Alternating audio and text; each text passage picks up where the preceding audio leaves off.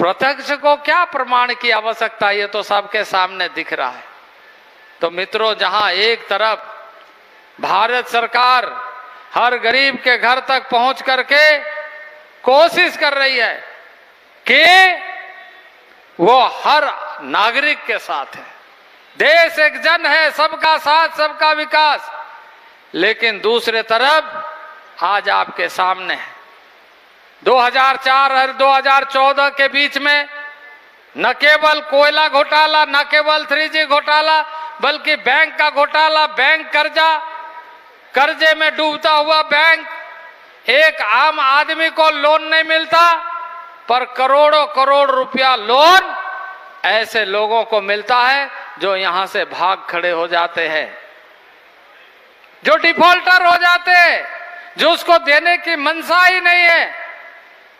ऐसे लोगों की जमात को लेकर के कांग्रेस का ये सारे नेता क्या आपका, हमारा, इस राज्य का, इस देश का भविष्य बना सकते?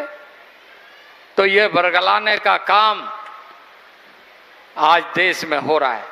इसलिए खूंटी की धरती के नागरिकों को मैं ये अपील करना चाहता हूं कि आज हम सब मिलकर के माननीय अमित शाह जी को, ये जो हमारा एनडीए गठबंधन है, इस राज्य में भारतीय जनता पार्टी आजसू गठबंधन है, इसके माध्यम से हम इस राज्य को और इस राज्य के माध्यम से इस देश को एक सशक्त तरीके से ताकतवर राष्ट्र बनाने का योगदान दें।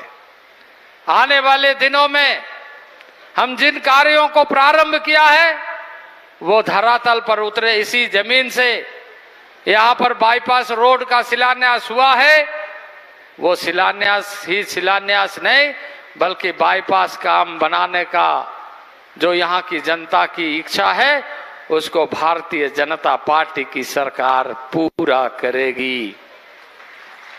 हर ब्लॉक में हमारे बच्चे अच्छी शिक्षा प्राप्त करें, इसका काम प्रारंभ हुआ है और हर ब्लॉक के बच्चे शिक्षित हो, हर बच्चे यहाँ का शिक्षित हो, उस कार्य को पूरा करने का काम हम सब मिलकर के कर रहे हैं।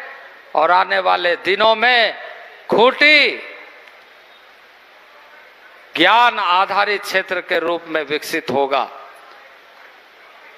यहां पर हम लोगों के समय में प्रारंभ हुआ था नॉलेज सिटी, लेकिन यह सरकार इन सारे कार्यों को बंद कर दिया है।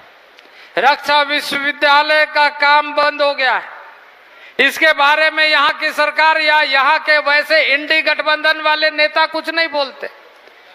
खरसवा में मेडिकल कॉलेज का काम, आधा बिल्डिंग 150-200 करोड़ खर्च हो चुका है, लेकिन वो मेडिकल कॉलेज का काम लोगों ने बंद कर दिया है।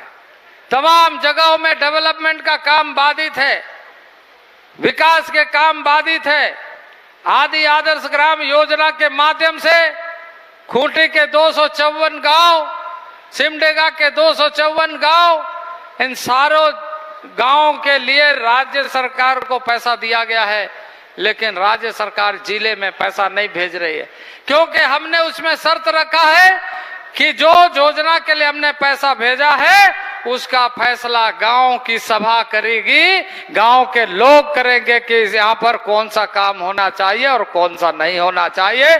सिर्फ ठेकेदारी के लिए ये पैसा नहीं है, गांव का विकास के लिए पैसा है। इसी तरीके से आज हम सबको खुशी है कि खूंटी, सिमडेगा, सरायकेला खरसवा के हजारों बच्चे आज यहां से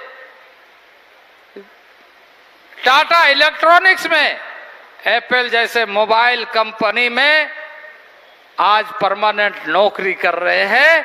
ये योजना भारत सरकार और नरेंद्र भाई मोदी का सपना का परिणाम है कि महिलाओं की क्षमता को कैसे और ज्यादा विकसित किया जाए। स्वयं सहायता समूह के माध्यम से काम चल रहा है, तमाम सशक्तिकरण का काम चल रहा है, और इसलिए आज पूरे देश भर में महिलाओं का एक अलग सशक्तिकरण का एक ऐसा माहौल दिख रहा है। इसके साथ ही 2029 में यही प्रधानमंत्री है, हेलीपैड से निकले हैं यही प्रधानमंत्री है जिन्होंने महिलाओं को पार्लियामेंट में और असेंबली में 33% आरक्षण को सुनिश्चित किया है। 2019 के चुनाव 29 के चुनाव में, विधानसभा के चुनाव में भी और लोकसभा के चुनाव में भी 33% आरक्षण महिलाओं के लिए आरक्षित किया गया है। लेकिन यहां इंडी गठबंधन के लोग यह दुष्प्रचार कर रहे हैं कि यह आरक्षण समाप्त कर देगा, यह संविधान बदल देगा। संविधान कैसे बदलेगा? बाबा अंबेडकर का दिया हुआ संविधान यह देश का विधान है। बदलने के लिए तो उन लोगों ने किया जब इस देश में साहबानो केस हुआ था, कानून को, संविधान को बदलने का काम किया, इमरजेंसी लागू किया, काला कानून लागू किया, संविधान को तार तार करते हुए किया। लेकिन भारत में नरेंद्र भाई मोदी ने कश्मीर से कन्याकुमारी तक भारत एक है, संविधान को सशक्त करने का काम किया, मजबूत करने का काम किया। मित्रों, माननीय गृह मंत्री जी वहां से चल चुके हैं हेलीपैड से, इसलिए मैं बहुत ज्यादा नहीं कहते हुए अपने वाणी को यही विराम देता हूं। फिर से एक बार जोरदार तरीके से हम सब दोनों हाथ उठा करके कहेंगे, भारत माता की।